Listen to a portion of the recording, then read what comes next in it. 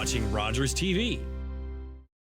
The opinions expressed in the following programs are those of the participants and do not necessarily reflect those of Rogers Cable or Rogers TV.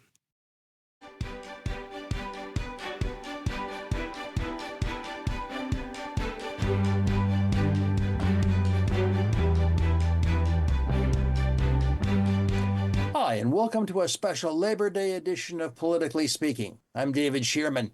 Yes, I actually came back from my vacation to do this show because I love Politically Speaking that much.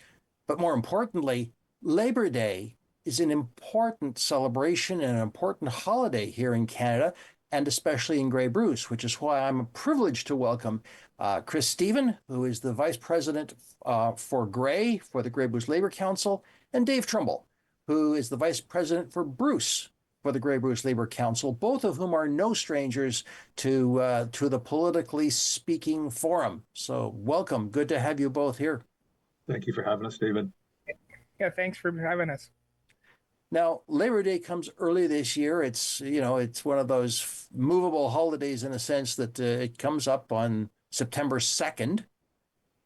So it's as early as it can possibly be. And yes, I can already hear the students and the teachers saying, oh, we got to go back to school. And the parents wailing that, oh, we got to get the kids ready for school. But hey, that's the way life is. It's the cycle of life here in Canada. But Labor Day has on one hand been honored, but in some ways it kind of gets shuffled off.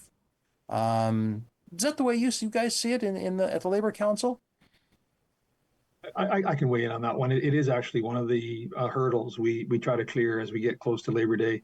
In fact, some of our most lion-hearted trade unionists often have to decline Labor Day for that very reason. They are in fact involved in taking students off to college. They have family commitments that take them away. They always say, and I absolutely embrace it, that they are there with us in spirit. But it can be a tough holiday, as you've just alluded to, on the precipice of what, for all intents and purposes, is a brand new year.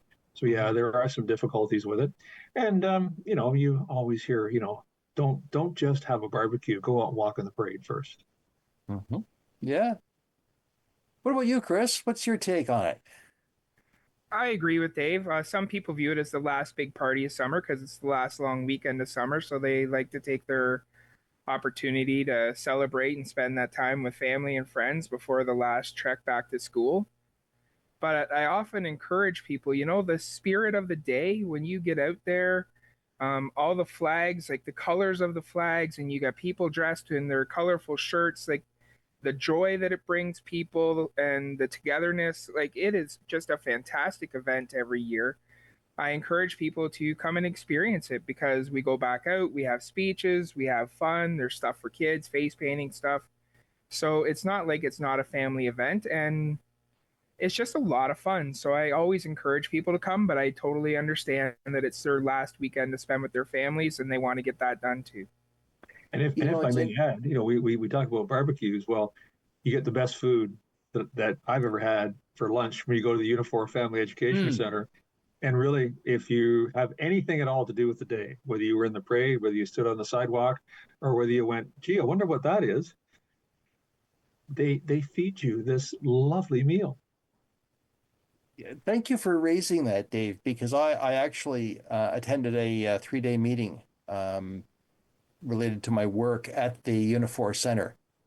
And universally, the food was absolutely fabulous. It was just great food.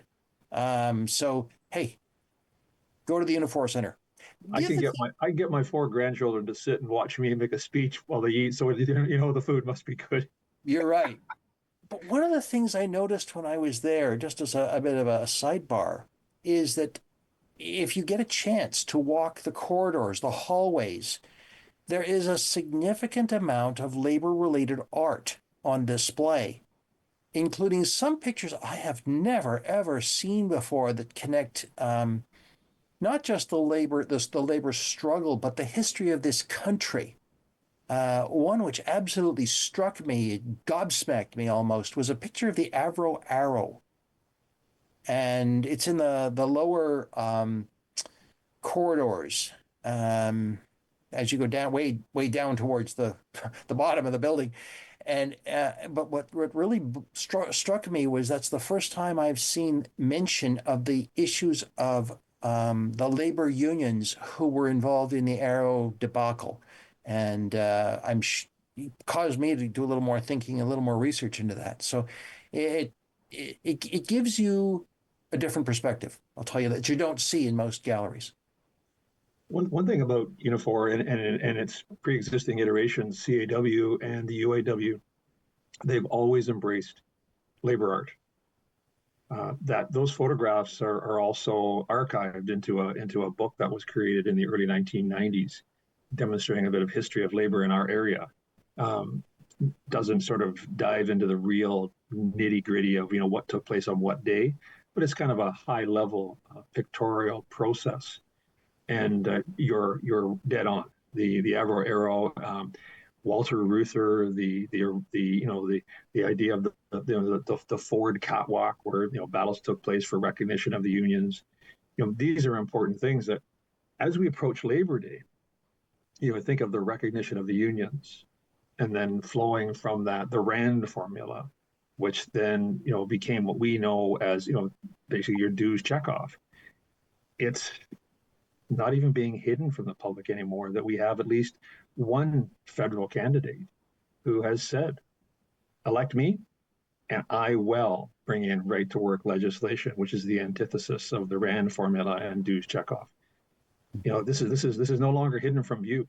I mean, even much as the labor movement deplores every single thing to do with Mike Harris, at least Mike Harris backed off on that. Mm-hmm. But this guy's talking a national right to work policy, which goes at the heart of unions. Now, we believe, as unions have done in the past, unions have altered the course of history. And I do believe that should this individual, pull that arrow out of his quiver, that unions will alter the course of history again with respect to this. But it's just one of the things we're going to be talking about on Labor Day. It's interesting you mentioned the RAND formula. If you Google it, you will find an absolutely fascinating history of a section of Canadian labor history. And that was because of the strikes that occurred, because they were so disruptive. A royal commission was appointed, and that was one of the recommendations which was adopted. And it's the foundation. Like it or not, it's a Canadian foundation which differentiates us from many other nations who don't have that kind of legislation. If I may, it's called the Grand Compromise. Mm-hmm. And what it did is it gave union recognition to the bargaining unit once the bargaining unit was recognized in the workplace through whatever process. Yeah. It ensured that the employer had to recognize the bargaining unit. It ensured that within the terms of collective agreements, people would stay at work. But what it did is it put the onus through internal process within the employer to ensure that dues checkoff was done to ensure that the union was funded. Yeah.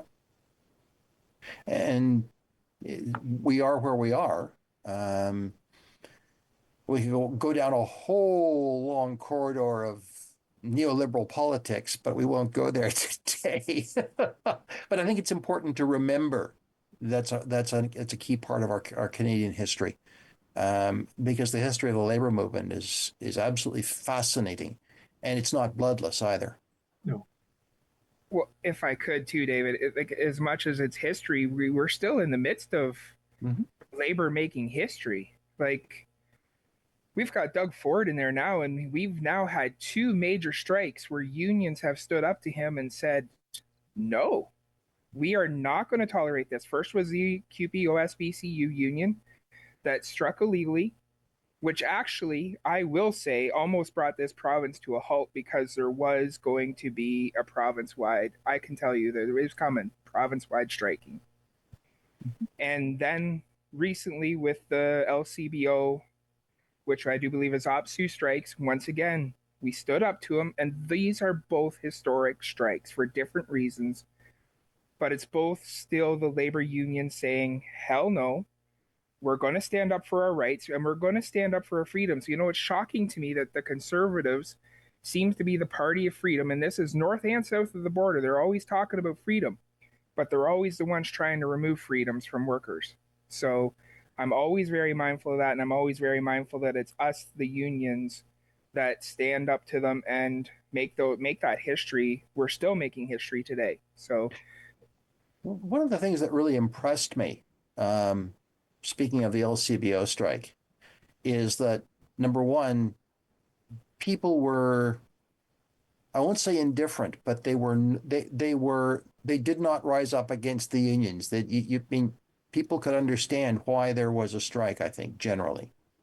The other thing that impressed me is when I was driving past the LCBO here in Owen Sound, and the only one I drove past, the workers themselves were very enthusiastic. They were engaged. They were walking. There was, even towards the end of the strike, there was no flagging. They were, this was their cause that they were standing for, and it was quite interesting and quite how shall I, respectable, I thought. You had mentioned about. Go on, Chris, please. Sorry, I was just going to say, not only that, David, but the battle they took up for their rights not only protected those rights, but it protected a vital income source for the province. Let's not lose that sight. And that's why they didn't face as much pushback, because they did an excellent campaign surrounding the amount of money that would go out of the Ontario coffers. And in a time when we have hospital emergency rooms closing and education being underfunded, they knew that their jobs not only kept their jobs, but they kept that for the people of Ontario. It was vital. It's a resource for the people of Ontario. We got to quit selling our services to bring in money. And here, what do they give us? An app to find booze. You need an app to find your local emergency room that's open. It's like Chesley's is closing way too often. That's like from personal experience. We've got Durham that's been closed. It's ridiculous. And it's because of underfunding. So it was a huge thing that the LCBO workers and OPSU did for the people of Ontario, not just themselves. So that's why they didn't face pushback, in my opinion. As well as being the first strike in the LCBO history. Yeah, and I think there's actually a back page to that story as well. In 2023, we called it the year of the worker, and for very good reason, because workers across the board were saying, no, we're not going to, using teachers as an example. They say there's a shortage of teachers. There's a shortage of teachers for everything we've just said. There's also a shortage of teachers because teachers are saying, I'm not going to have a master's of education to be underpaid for what I do. So they're taking their master's of ed or master's of whatever and taking it somewhere else where they can be better treated, even if it's just economically. But the other piece of that back page is the fact that usually on cataclysmic events, on the backside of cataclysmic events, whether you go back many, many years or just go back to, the rather dark days of COVID, usually as we come out of those, there's usually a reckoning. And one of the reckonings that's been identified several times is that everyone realizes that there is benefit to standing up for what you deserve. Fair wages, reasonable working conditions, safe working conditions. And statistics are fluid, but somewhere around the 70% mark is where acceptance of unions sits both in Canada and south of the border. That's an awful lot. And if those same people translated their acceptance of unions into actions, whether it be carrying a flag on Labor Day or voting in their interests, in the ballot box, you talk about the changing in history. We could change an awful lot of potential regression to an awful lot of progression. I like your phrase, Dave, when you said voting for their interests or in favor of their interests. I've been doing some reading recently, which suggests it's a whole lot easier to vote based on emotion and against something than to act in favor of something. It's a curious political theory, but I think it has some legs. That if you can vote in favor of your interest, what's good for me, but also what's good for my community, then does that change the shape and flavor of our political life, and most importantly, our commons? It does. Someone once wrote to me, and I've seen it posted on social media, vote as if someone you love depended on. And it captures a volume of things. It means that they could have a good school to go to. They could have an open emergency room. They could have a political party speaking about, diversity, equity, inclusion, and accessibility instead of threatening horrible things like anti-trans legislation or legislation that would take us back many, many, many years, which any community that's come as far as the labor community has, the LGBTQ plus community has come, our indigenous people have come, nobody's going backwards. And if we could get everyone to think about that, be educated voters when they go into the ballot box. In fact, Labor Council for many, many years has although we certainly can be caught saying, don't vote for that guy or don't vote for that woman. That's who we are. But, often we have said, be educated, be knowledgeable, stop voting blue or red or orange or whatever, so because you always have, or because your parents and grandparents did. If you do it just because you always have, or because your parents and grandparents did, you've basically thrown away your voting right. Why not be the educated voter and vote in the interest of yourself and those you love? Well, you've heard Buck, former mayor of Hanover, escaping me completely. Anyway, he said, in Grey Bruce, you can run a blue-coated goat and win. I have said similar. Yeah, you're warden of past warden of Grey County. But that's the kind of thing I think you're getting at. And hey, I've seen it everywhere in Canada. I grew up in Quebec. I saw that I grew up in Duplessis, Quebec. So I know exactly what people are talking about when they vote according to tradition, or according to, well, back then it's what the priest would say.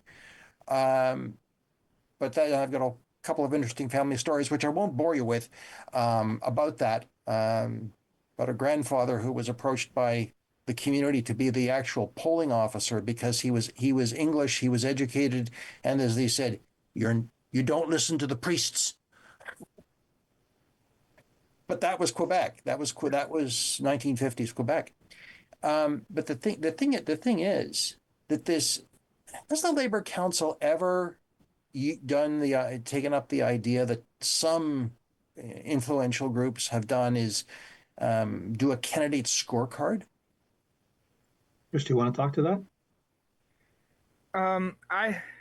Dave will attest to this. Since I've came on Labor Council, I've been pushing us more to lean to favor people, and Dave's always been the voice of reason to bring me back and say, no, we got to stay impartial and give everybody an opportunity. But we're starting to come into different times where the fear mongering and the attacking is making the information that is out there harder to discern.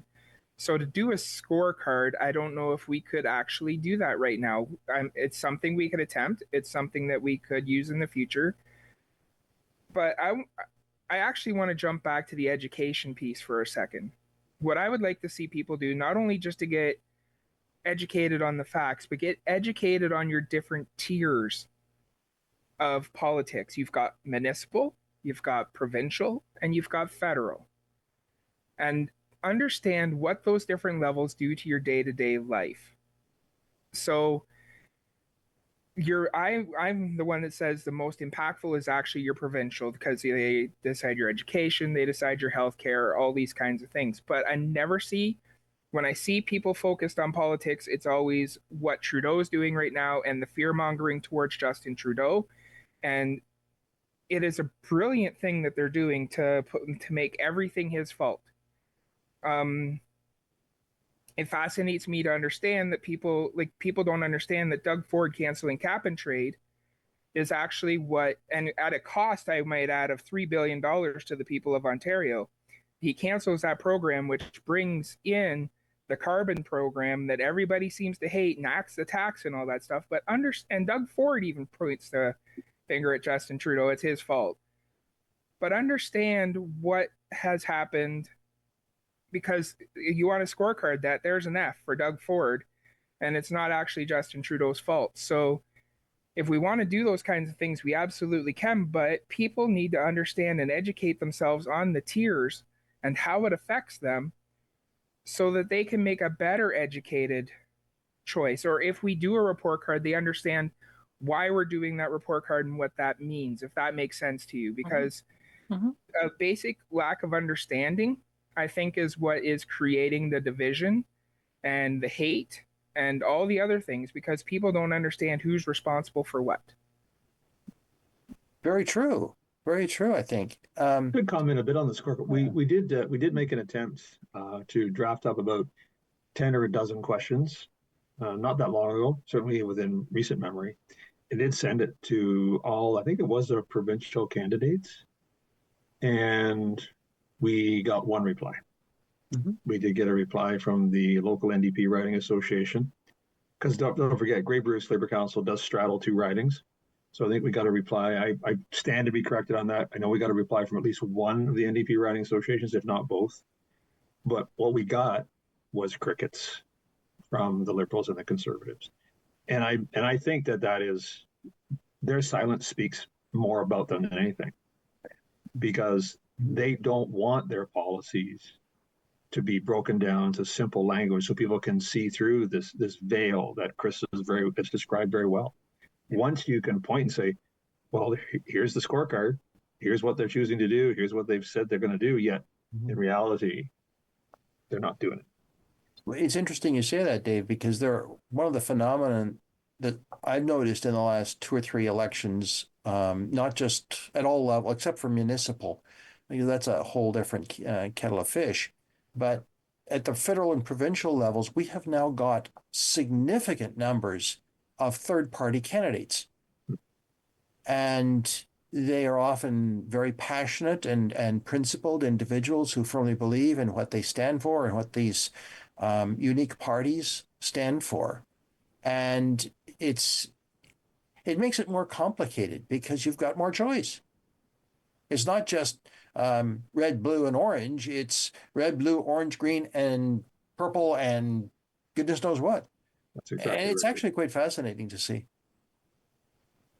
My take on the additional people sort of going into politics and standing to potentially be elected is an indication that people have seen in the traditional, they're not speaking to them.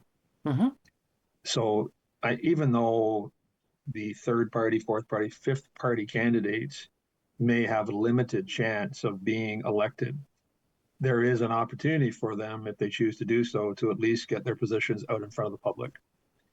And once it's in front of the public, does the public then turn to what we consider sort of our traditional 3 or 4 parties and say, where are you on these things? In other words, they're raising important questions. Yeah, and they may not be things that I believe in, the things they believe in, and that's just fine. Yep. I think your point is well taken. I would also point out that here on Politically Speaking on Rogers TV, as well as any other media, we are obligated in an election campaign to give equal time. So that a person may be from a very small party that is not running every candidate right across the province or the country, but they still, if they're running in this riding, they get equal time. They get the same 30, I think it's 30 minutes is what we kind of settle on because of the number of interviews we have to do. So you get your 30 minutes, you get your 30 minutes, and away we go. Because it's a lot. What? Yeah, you know what, David? I would applaud those people. Because speaking from experience, it takes an incredible amount of courage to put yourself out there like that and to stand up for what you think you believe in, whether we agree with it or not. You're putting yourself out there.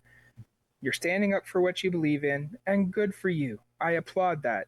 It is incredibly intimidating, especially your first time. I remember my first time sitting across from you running as an NDP Fed candidate.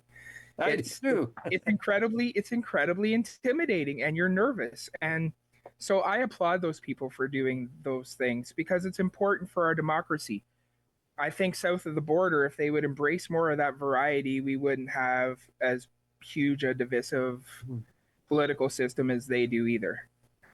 Yeah, I think you're right to a point. I would perhaps challenge your comment a little bit by saying you're saying that the provincial government or provincial level is the most important. Some have said that the municipal level is actually, because it's closest to the people and has the most impact on our day-to-day lives. The municipal level is probably the one that has the most impact on us as individuals and voters. The difference is there's no parties in our, at least in Canada, in our municipal politics. And the other thing about municipal politics is there's an old expression, all politics is local. It's quite possible it's your neighbor or the woman down the street or that person who's working with you or your labor brother or sister. They could be, and we know we've got elected members at the municipal level who have worked in the trades, and they all do a respectable job. Absolutely. I mean, I can think of my own community in Kincardine. You know, you look around the municipal council table. I can't give you names, but I could picture over the years, and a variety of them have, for instance, held positions within the old Ontario Hydro, or OPG, or Bruce Power. They've been professionals, engineers. They've been electricians like me, right? And I think that comment about all politics is local is actually accurate, but I would temper it with a bit of sort of leaning Chris's way, that none of that stuff gets executed at the municipal level unless something is happening at the federal and provincial level to get it there. True. But you're right. You can bump into your neighbor. I have heard the lament from municipal politicians that sometimes there's no off switch if you're a municipal politician. Yep. Mm-hmm. But I've worked with, we had a fairly significant change in bodies around Kincardine at the last election. And I've seen certainly younger faces and faces that I would consider have turned to a more progressive outlook. You're also undoing history, and I don't mean that you're undoing it in a manner that's harmful, but you're undoing stuff that has to get undone first before you can change it. Yeah. Mm-hmm. Yeah. And it's often very difficult. Yeah, the old idea of putting the toothpaste back in the toothpaste tube is tough. Nice image. Nice image. Nice image. And I think that the other thing, and this is to go back to knowledge, and Mayor Ian Boddy has spoken about this at length on his interviews on the show. Municipalities are a creation of the province, and both the provincial and federal governments are dependent upon each other and have very clear powers and authorities, as do municipalities in this province. And I mean, I have heard, and I'm only speaking for Owen Sound Council, I've heard the mayor say, well, that's a very interesting question, but you're in the wrong place. The question, the people you want to ask is the province or the federal government. We don't, it's not in our ballpark. Now, that's not to excuse anything, but it's a way of saying, look, we got to remember there are divisions of powers here. We're no, you may be close to the grassroots, but this is something you need to take up with Alex Ruff or with Lisa Thompson or with Rick Byers. So, and it's perfectly accurate. And I think that actually gets back to where Chris was coming from, is people are sometimes pointing their anger in the wrong place as well. Yeah. You know, so and that's this whole idea. if you're going to exercise perhaps the most precious right that any citizen has, which is the right to cast a vote, then take that privilege for what it really is, something that by far and wide the majority of the planet, those on the planet, do not have the right to exercise. Know what policy you're speaking to, know what level of government you're speaking to, finally understand the issues and understand how it affects you, your sphere, your circle, whatever you want to call it, your organization, and then walk into that ballot box and vote with the authority and the belief that you are doing what is right. Yeah. And with that, I think we'll take a break because the voice in my ear is saying, take a break. Perfect. So, friends, I'm David Shearman. This is Politically Speaking. We'll be right back.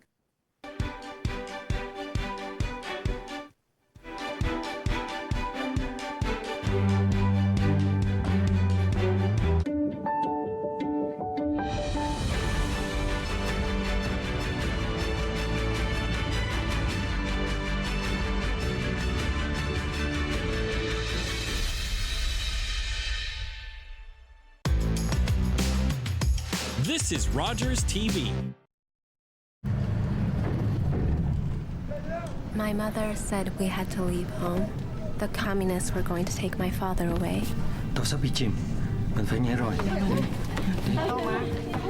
If my parents were afraid, they didn't show us. But we would never forget our escape from Vietnam. We were lost. What was your job in Vietnam? University professor. We had no home. Do you have any family in Canada? No, sir. Nobody wanted us. Welcome to Canada. Canada chose us. Canadians opened their borders, their homes, and their hearts to more than 100,000 refugees fleeing persecution after the Vietnam War. We were home.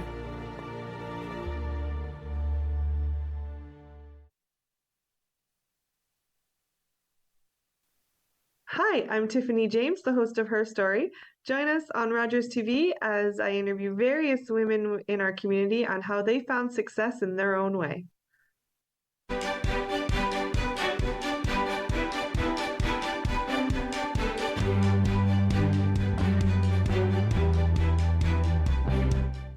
Hi, and welcome back to Politically Speaking. I'm David Shearman. My guests today are Chris Stephen, who is the Vice President for Grey for the Grey Bruce Labour Council, and Dave Trumble, who is Vice President for Bruce for the Labour Council. And we're talking about Labor Day and politics. Well, hey, the show's Politically Speaking. We got to talk politics. And speaking of politics, let's come back on something Chris raised earlier, and that is hospitals and healthcare. And if you've been half awake in Grey Bruce over the last little while, you will know that we have some serious healthcare issues.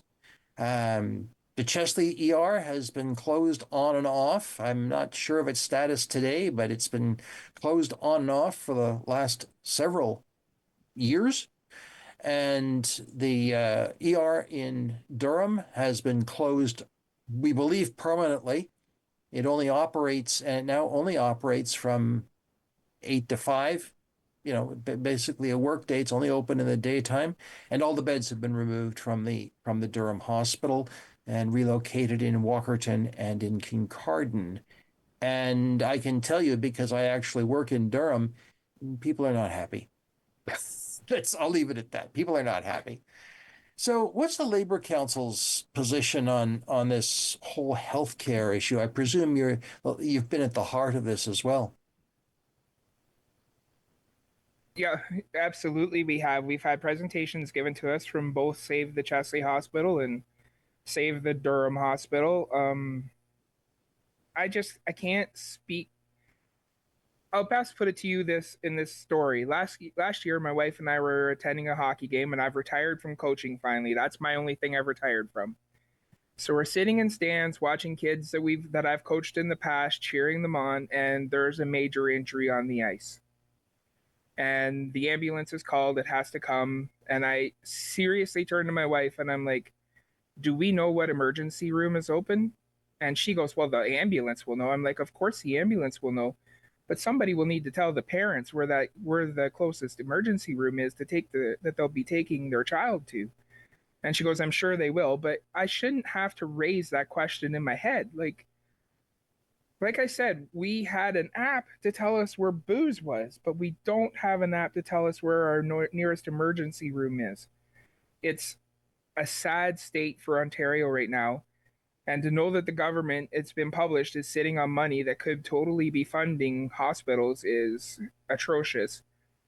But it comes to another thing. Dave eloquently said that teachers don't want to get their masters in teaching to come out underpaid. People don't want to go into nursing. Graduating students don't want to go into nursing knowing that they're going to come out and be consistently underpaid, or there's not going to be any jobs because of cutbacks. And that is the truth of it. We need more nurses. We need more doctors, but they need to have jobs, and jobs that they're paid for once they're done all their schooling, because there needs to be that light at the end of the tunnel for them. And the other thing Labor Council has been very clear on, we haven't held anything back on this, is that we've made it very clear that we also see the attack on healthcare as a sort of a two-headed beast. Not putting one over the other, but it's definitely an attack on unionized workers. And that goes back to the mid-90s. In fact, I believe if you look at the first volley, and the travesty that was the Conservative government of Ontario in the 1990s, it wasn't to do with funding, it was to do with attacking the unions. But equally as powerful and undermining is this desire to push public healthcare to the side in favor of private healthcare. And that's where we see the most heinous piece of it. That's not to say that I don't see the attack on unions as horrible. But if you look at the absolute keystone to this, it's about finding a way to shut the unions up so they can't speak to the issue, and then shove healthcare into the private sector as much as possible to put the money in the hands of private individuals rather than the public sphere, so we can all access it and the workers there can have the union representation that ensures fair and reasonable wages and conditions. Mm-hmm. It's interesting because time and time again, any proposals which look at the public-private model, or public versus private versus third party, any studies that have been done, and I'm going back 30 years, if not longer, none of them say that a privatized system is more efficient, brings better care, and costs the same. And there's an organization called the CIHI, Canadian Institute for Health Investigation, I think, or CIHI is what it's called. And they have done this, they have run these numbers many times. It does not compute. It just does not compute. So if I may, what you're focusing on is exactly where the focus should be. Mm-hmm. The comparison in the American model, the Canadian model. American GDP on healthcare is up around 15%, and they have primarily a private model. GDP expenditure on healthcare in Canada is around 10%. Mm-hmm. But a great mentor of mine once said, like Jeopardy, the answer is always money. You need to find what the question is. Mm-hmm. And the governments of the day, for the last 3 or 4 decades, it's never been about providing efficient, accessible healthcare. It's been about moving the money into private hands, their friends' hands. Mm-hmm. That's where the question is, where do we want the money to go? Do we want to go into healthcare or education or any other public service and provide that efficient, reliable service? Or is the money going to be shoved into some privateer's hands? Well, we know in the last 3 or 4 decades, the desire of the people that are in government today, who, by the way, only represent about 35% of Ontarians based on our parliamentary system, want to shove the money into the friends of their hands, or their hands of their friends, I should say. just you're probably familiar with the concept of user fees. Oh, very much. Okay. User fees are basically you go to a hospital or you go to a doctor and you pay X number of dollars. Sometimes it's called a copay, but you see that in pharmacies. I lived in a province, one of the very few provinces in Canada that implemented user fees for hospital services. It was $2, $2. That's all it was. $2. You go to the emergency unit, $2. What if you can't pay? Well, that's all right. We'll treat you anyway. But you will still owe us, and they will send you a bill. And the interesting thing was that because of the wording of the Canada Health Act, you can't do that. You can't charge a user fee. So what happened was the federal government basically penalized the province. It was New Brunswick, province of New Brunswick, for those user fees that they were charging, saying, well, if you're getting the money from user fees, you're not going to get it from us. I happened to talk to the hospital CEO in the community I lived in, and I said, how is this working? He laughed and he said, it isn't. I said, what do you mean? He said, user fees are a joke. He said, it costs us more to collect those user fees, even in staff time at the front end, than it does for any compensation we get from those user fees. And that again and again has been proven time and again that user fees don't make any difference at all. In fact, they diminish healthcare because people don't want to go because they're afraid to pay the user fee. They don't want to, they don't even have the money to pay the user fee. I want to give a segue to Chris, because Chris is actually front and center as a public sector worker, right? You know, but if you look at where we need to be, right? Yep. You know, we can argue about privatization and where the money's going. It's never been about anything other than ensuring accessible, safe healthcare for everybody, regardless of the means by which you have to pay or not pay. And I think, Chris, if I can throw this your way as a sort of a frontline public sector worker, you probably have a clear vision of how painful this whole process can be. Oh, absolutely, I do. At CUPE, we deal with privatization on so many different levels in so many different areas, and we see the effects that it has on the people. And first of all, for people out there that, you know, they hear privatization, they hear public sector, I want to be crystal clear on this one thing. What privatization means is monetizing the service to go into the corporation's pockets. So what that means is the service is going to get minimized to maximize profits. So if you have a privatized, let's say, cemetery grass cutting crew, they're just going to come in there, do the job, and leave. It's not going to be your typical, like, public service. We care. We're going to make sure the thing looks beautiful. It's going to be get the basic work done. Like, that's the very basic terms of privatization. That's what the LCBO strike was about.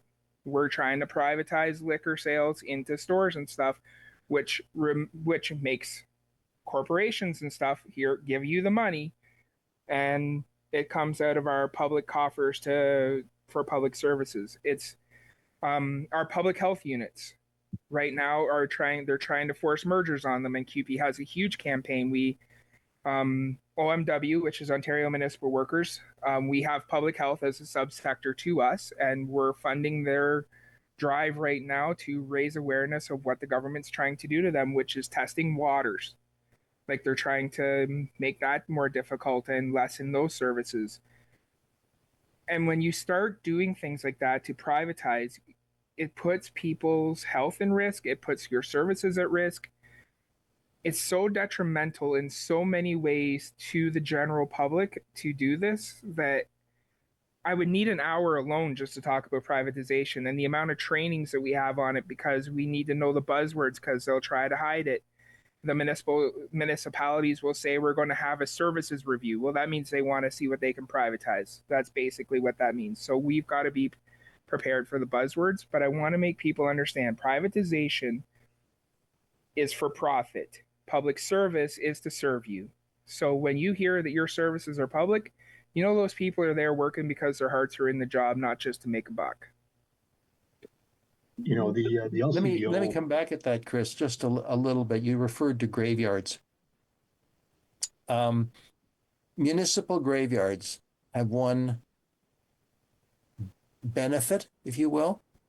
I've seen municipal workers step up and help carry caskets from the coach to the grave and stand respectfully back, but be present with the family as they grieve their loved one.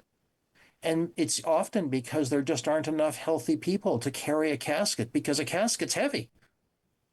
And you need at least 6 people, and sometimes they aren't. And those municipal workers will step up and do that.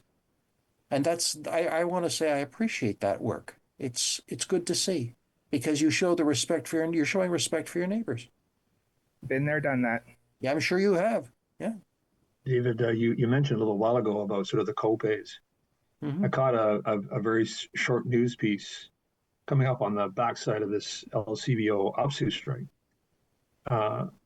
It struck me sort of like a hammer blow that now, with what will be moving into corner stores, so to speak, the Ontario government has now had to commit to increasing enforcement.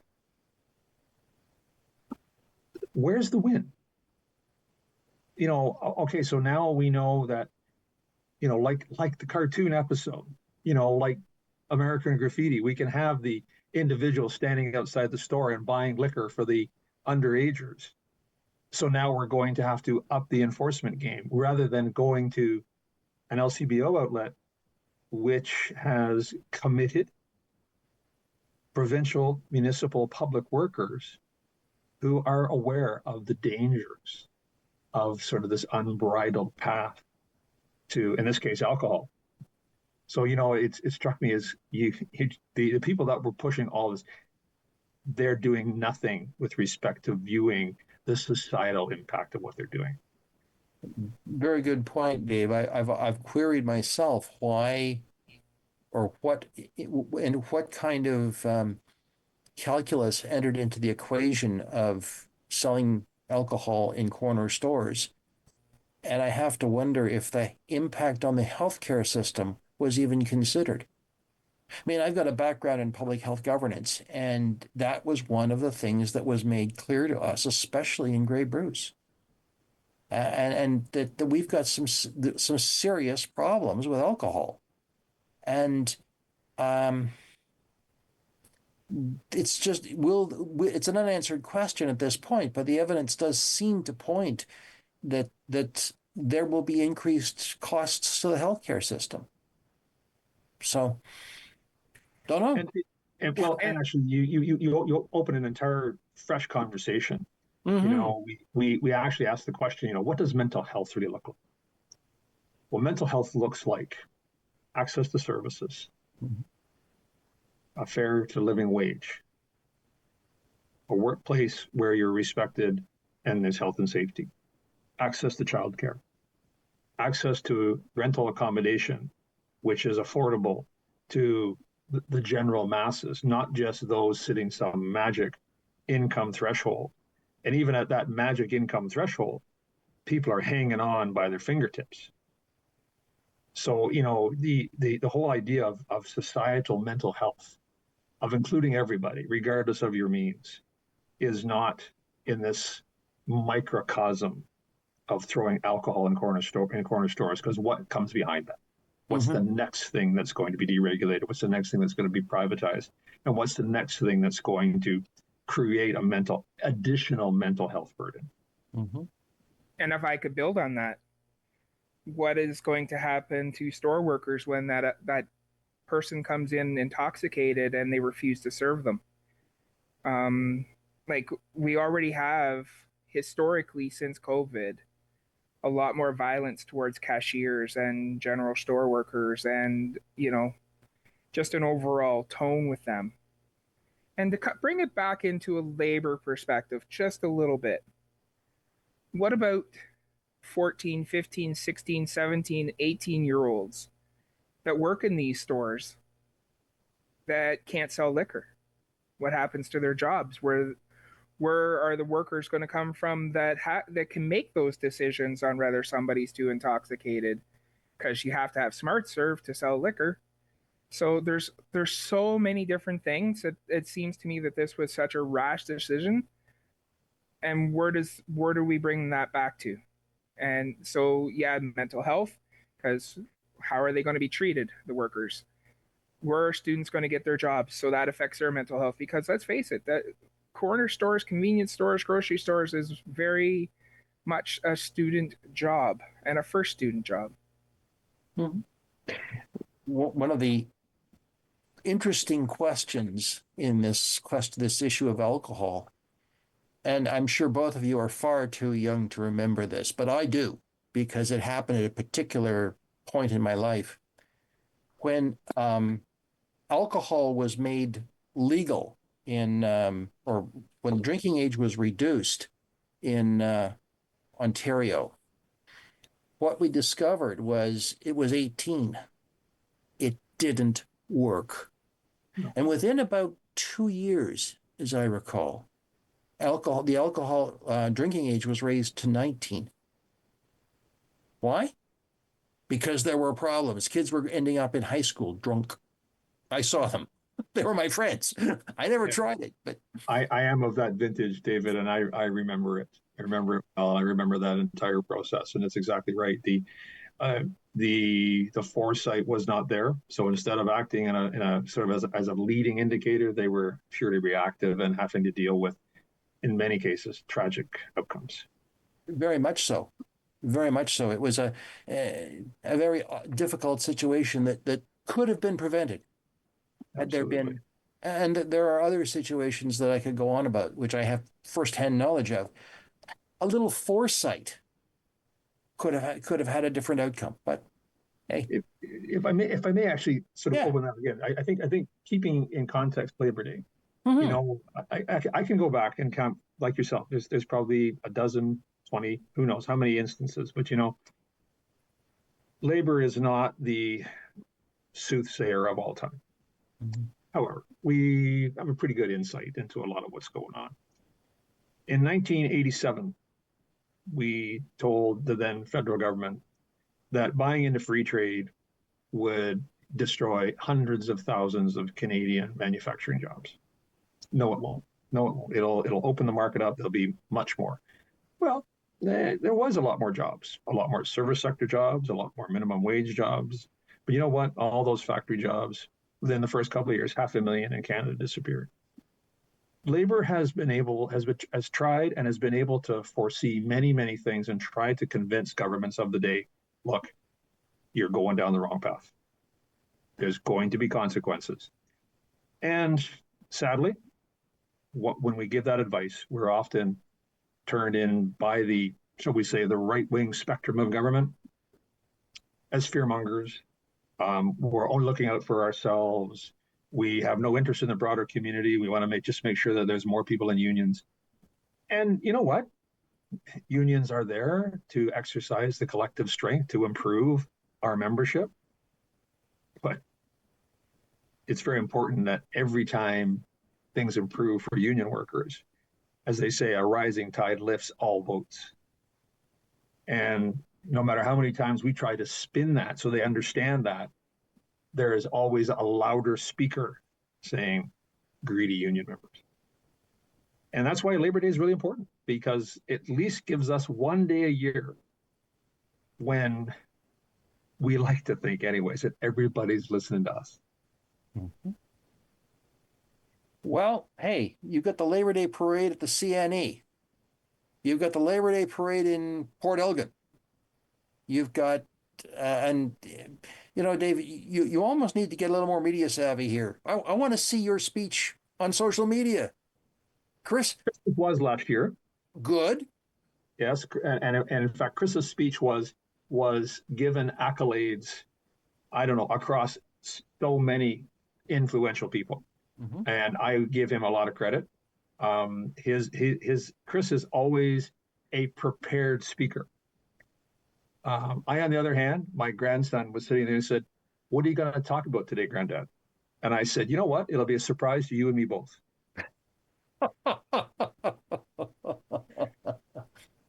But the message is fundamentally all about diversity, equity, inclusion, accessibility. There's nothing that's going to change that fundamental underpinning. All that changes is how we say it. Yeah. For me, a big moment last year wasn't just my speech. It was when I left the building. 4 young fellas, I would say 13, 14 years old, were riding their bikes outside, but they had been in for my speech, and they said, we like what you said. And they said some of the things that I said in my speech back to me, and I'm like, they were listening.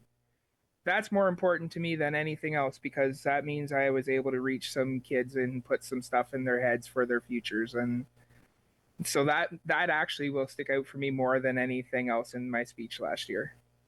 Good. Hey, future tradespeople. Hopefully. Future leadership. Absolutely, future leadership, because it's at that age that the key ideas are formed. So exactly, you never know, Chris. You never know. Chris and I have not identical, but similar genesis of getting in labor movement. It isn't something we fell into. It's something that we were raised on.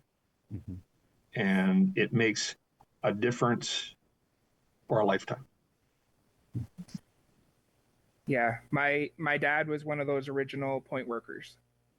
I remember him getting up and going on the bus in the morning and heading out, and he was one of the key contributors to bring the union to Erin Elderslie and municipal workers in Erin Elderslie, and he pushed me to join the union, and look at me now. So if it wouldn't have been for that push and being brought up in it and that point driven home, who knows? Yeah, and I think that there are possibilities, and there is always potential. There is always potential.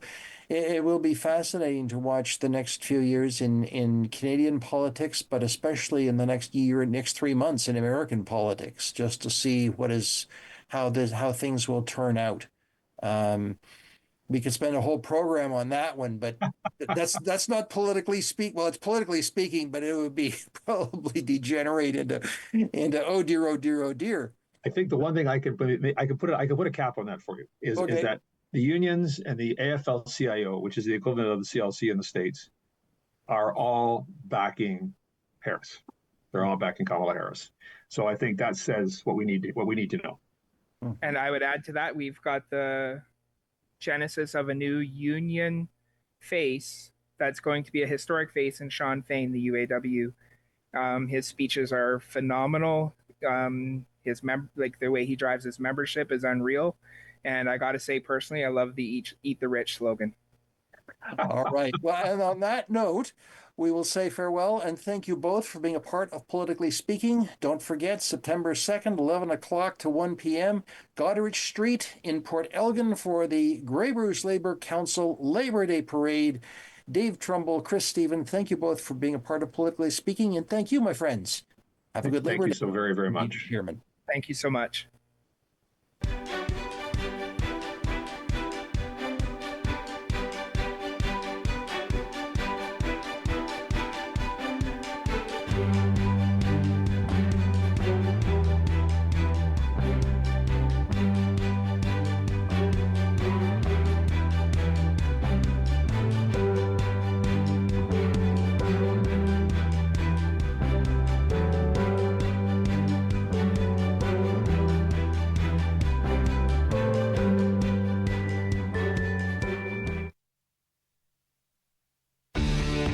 Connect with us by visiting our website or email us at comments@rogerstv.com. October 5th, 2014, my daughter was hit by a train.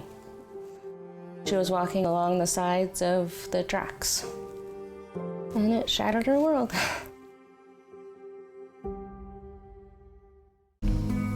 Stand tall with my head held high, with the devil in his eyes.